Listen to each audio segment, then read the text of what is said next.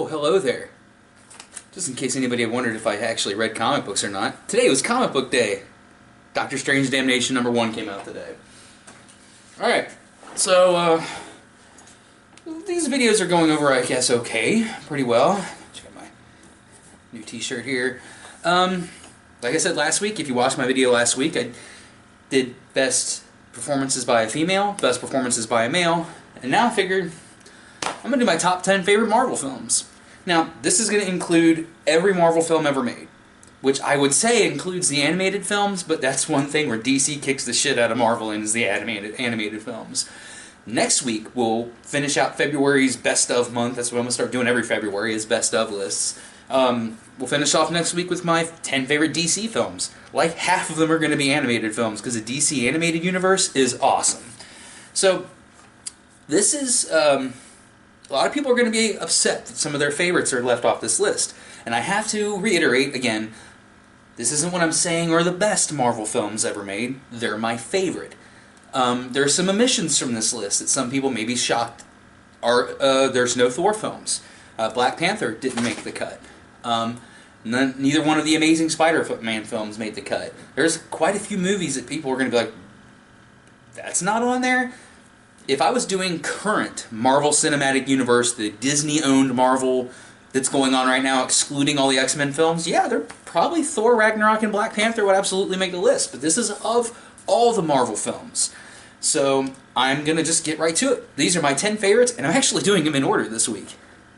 So, my number 10 was a movie that required 2 viewings for me, because the first time I saw it, I thought it was just okay. I think I was expecting more. And then a couple months later, I went and rewatched it and was like, I was wrong, and that is the movie whose sequel is coming out in just a couple months, AntMan. I actually, upon rewatching this film, I think it's really good. Michael Douglas is fantastic in it. I like Paul Rudd in almost anything, even Curse of Michael Myers, especially the Anchorman films. So I'm a Paul Rudd fan. He has done some garbage, don't get me wrong. A couple of the movies he did in the late 2000s were pretty shitty. But I actually really liked AntMan. I'm not going to be discussing plots or anything here. That's really not what this list is going to be about. It's going to be about why I enjoyed the film. AntMan was just like all the other Marvel films of late, was that perfect blend of action, adventure, and comedy. I am very much looking forward to seeing Ant-Man and the Wasp. It comes out later this year. Alright, so number 9 is the first Avengers movie. This is the first time that all these people were on together on film. This film... I had to choose between this and Part 2, and I think I did like this one a little bit better. Part 2 was a really fun movie. I really liked Avengers 2. The villain was kind of... And there were some great moments in that. I mean, we had introduced to some really cool characters. That was great. But I think Avengers 1 was just a little better. It had some of those iconic lines. One of my favorite lines in any Marvel movies ever. He is my brother. He just killed 78 people. He's adopted. Like, Thor just shines in those movies. Like, I like Thor better in the Avengers films than I like him in his own movies. Although I did really like Ragnarok. I don't have a singular copy of my next film on the list, so I'll just show you the box set that it comes out of. My next one would be X-Men First Class. My little X-Men box set. This has got X-Men 1 through 3 and First Class in it. I got this on sale at Walmart for like $14 for all of them on Blu-ray, which I thought was awesome. I was a latecomer to the X-Men series because I still contend that I don't think the first X-Men film, I don't like it as much as everybody else seemed to. I didn't think Hugh Jackman was wonderful as Wolverine in that first one. And then years went by and I finally watched the second one. I thought X-Men 2 was pretty awesome. I liked X-Men 2 quite a bit, so I'm like, okay, I'm going to get into these movies. I watched all of them up till, at that point, Days of Future Past had not come out yet. So I watched all of them up to that, and then I had to watch that, and of course the subsequent Wolverine films. And there's something about X-Men First Class. It's just such a well-made film. Where Jennifer Lawrence is kind of, like, known for her not I don't give a shit personality in Apocalypse, which I kind of get that. It was not so in First Class. And my favorite actor, who is currently acting today, James McAvoy, is the star of the film. Rose Byrne is in it. It's just, oh my god, it's everything you want in a superhero film. Kevin Bacon, it's got Kevin Bacon. Can't go wrong with Kevin Bacon. Ever. Ever. I even like Starbuck Goes, fuck you. So, X-Men First Class, hits that spot. Now the next one, I almost thought about putting this higher on the list, but it has so much to contend with. This was one of my favorite movies of last year, or I should say 2016, and that is Doctor Strange. I absolutely love the Doctor Strange character. He was one of the first characters that when I really got into collecting comics in the early 90s. Like, I'd started reading comics when I was like 6, 7 years old, but I really started getting into them when I was like 11, 12 years old in the early 90s. And Doctor Strange was one of the first characters that I went and collected as many as I could. I had boxes of Doctor Strange comics. Loved Doctor Strange. So the movie came out, I was kind of, because, like, oh, Benedict Cumberbatch, I don't know, man. I don't know how he's going to be as that. And then I saw the first trailer, and I'm like, sold. I'm in. And then I saw the movie in the theater. That is a movie that you have to watch on a bigger screen or in the movie theater, because Doctor Strange is such a huge film. And the CGI, I think it's the best CGI in a movie ever. I think it beats out Star Wars, it beats out all the other Marvel films. I think as far as CGI, the way it's used, the way it's presented, the way it looks, all that kind of good shit, Doctor Strange just does it for me. I think Doctor Strange is a wonderful film. If you haven't seen it, a lot of people don't like it, and I completely understand. If you're not into the Doctor Strange character, the movie probably won't change your mind. Maybe Cumberbatch's performance might, but the storyline of the film, if you're not into Doctor Strange, you might not get into it, but I, for one, did. Now, the next one, I have not yet done my top 10 list of films of 2017, because I still need to see Shape of Water and 3 Billboards. This is going to be in my top 5 of that year, and that is another X-Men film. You probably already know what it is. Logan. Even comic book fans that I know, or I'm sorry, scratch that, people I know who aren't into comic books saw this and loved it. I don't know anybody who saw Logan and didn't like it. I mean, there are some people who didn't like it as much as others, but I mean, my God, the fact that that film is not nominated for Academy Awards up and down the board, it just... I'm not as annoyed the fact that Wonder Woman wasn't nominated for anything. That pisses me off. Patty Jenkins should have absolutely been nominated for Best Director for Wonder Woman, because it was a wonderfully directed film. I think Logan got like a nod or two at the Academy Awards, and it won't come close to winning either one. I think it got like Best Original Screenplay or some shit like that, and it deserves so much more than that. Logan is just... It almost feels like a Western. The way it's done, the way it's presented, and it takes place in the future. And if you read comics, you know there's Old Man Logan, and it's kind of based loosely around Old Man Logan, but not really. If you read Old Man Logan, you'll know where the differences are. I actually just this week got the number 5 issue of Deadpool versus Old Man Logan, which has been a really good series. If you haven't checked that out and you read comics, I highly recommend. The Deadpool verses are always better than his singular titles, but Old Man Logan. So Logan to me, and let's not discount the young girl in the film. Weapon 11, I can't remember what they called her. I'd have to look it up, and I really don't want to do that. Some idiot driving like a moron outside right now. It's raining like crazy outside, and that just means the idiots come out and start trying to peel around the corner and end up killing each other. That happened over here. But anyway, Logan, the young girl in Logan, that girl's going places. She was phenomenal.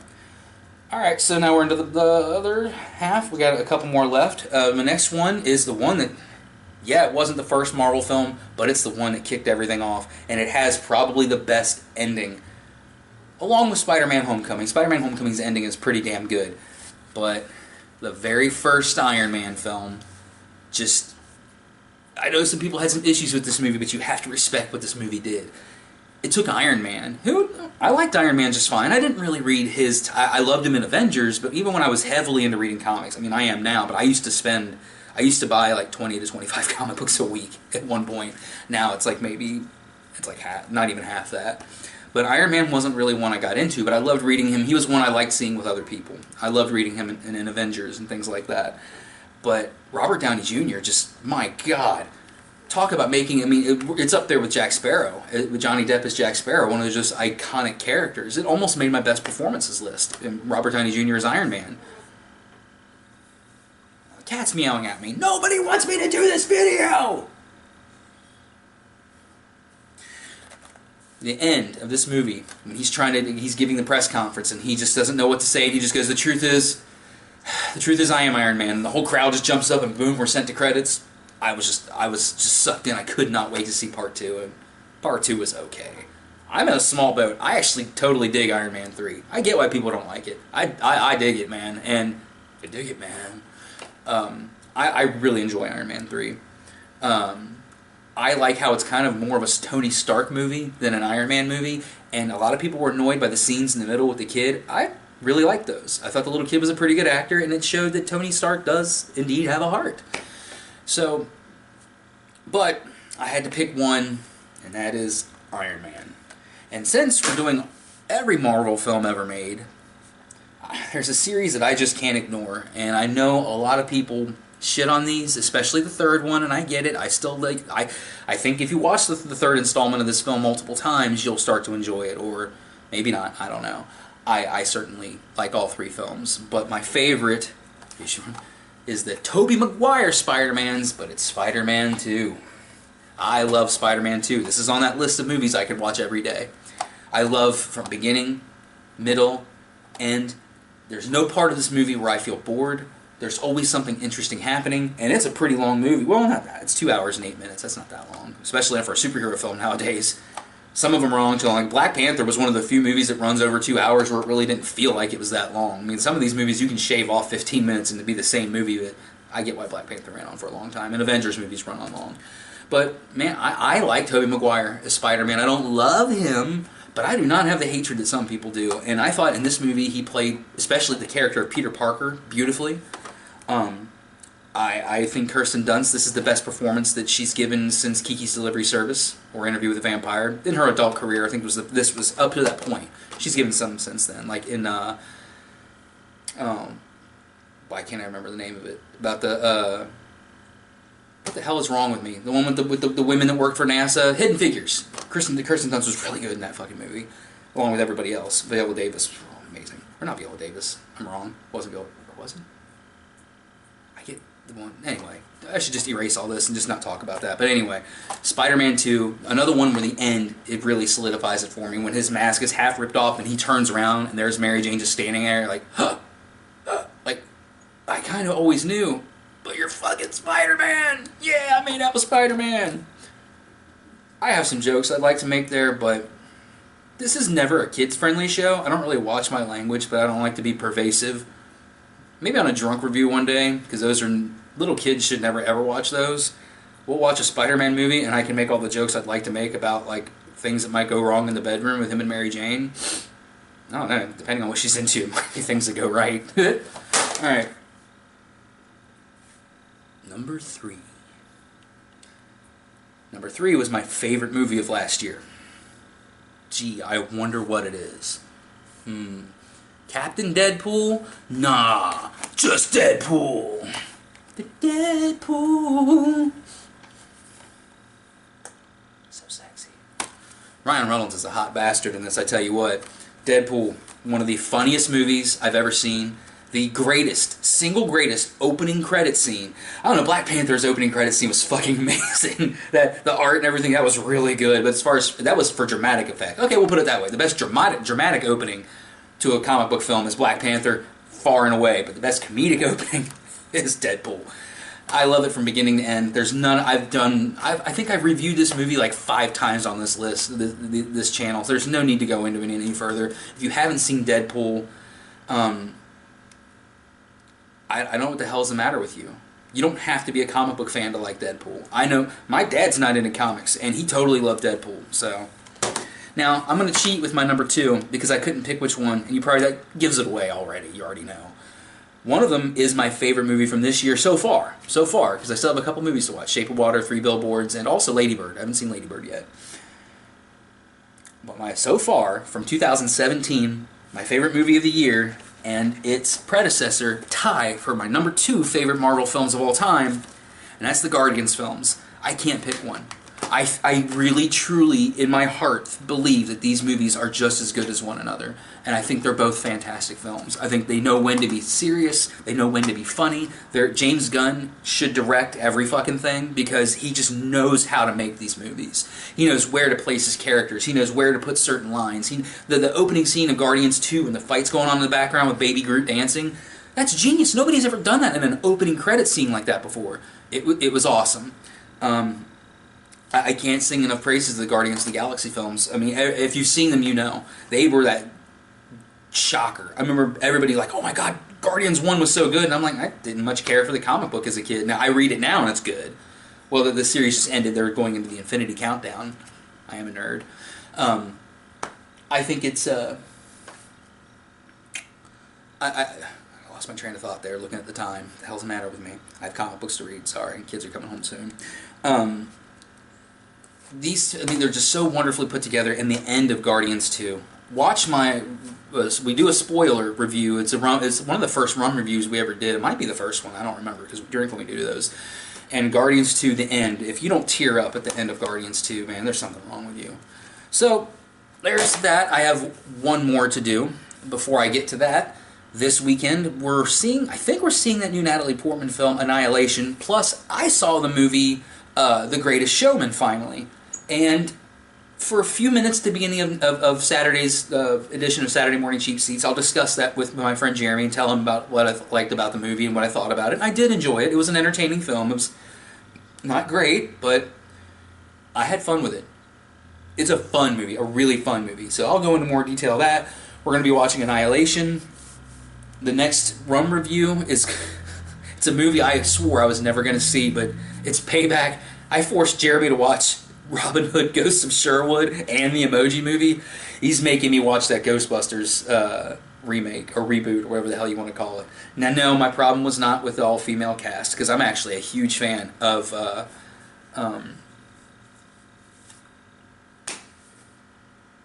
Kate McKinnon. That's the one I'm gonna... I love Kate McKinnon, and she's in the movie.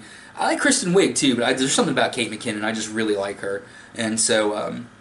I don't know. I might be surprised. I might get drunk and watch it and go, this wasn't so fucking bad. Probably not. It looks fucking terrible. But anyway, here's my number one. What I think out of all the Marvel films that have ever been made, which is weird because if I were to list my bottom, like, 5 or 6, the first one of this would be on it. Not that it was there hasn't been really a bad Marvel film. Thor Dark World is definitely my least favorite, but there's still a lot of it I like. But the first one of these movies would go on the list of the lower. But the sequel goes as the number one Marvel film, in my opinion, my favorite, and that is Captain America: Winter Soldier. This is a thrill ride from beginning to end. Rather than a superhero film, it feels like a spy thriller. It doesn't even feel like you're watching a Marvel film. It feels like you're watching almost like a James Bond film. The way it's made, the way it's directed, and it's the best Scarlett Johansson is in any of these movies. And I like Scarlett Johansson as Black Widow a lot more than a lot of other people do. I'm one of the people pushing for a Black Widow film. I think we need it. I think it'd be great. You don't have to make it 3 fucking hours long. I know that we've already been told her story, so you're like, okay, how do you make a movie? We've already told her story. There's enough there that you can make this a good hour and 45-minute film, and throw some extra characters in there, whatever, flesh it out the way you need to. But I'd love to see a Black Widow film, but she was really good in this. This is the best I've ever seen Chris Evans perform in a film. The guy that plays Bucky is amazing in this movie. Beginning to end, it's where we're introduced to Anthony Mackie as the Falcon. And he's wonderful in these movies. I like Anthony Mackie anyway. I loved him in Pain and Gain. But I really like him in this. So, okay, well, power's about to go out on my camera. Talk too long in these. I always swear I'm going to keep these short and I never fucking do. I mean, I need to take less drugs or something. I don't know. Alright, well, next week is Best DC Movies. Probably going to be half animated, like I said. My number one won't surprise anybody. Spoiler alert. It's the 1988 Batman. See you next week.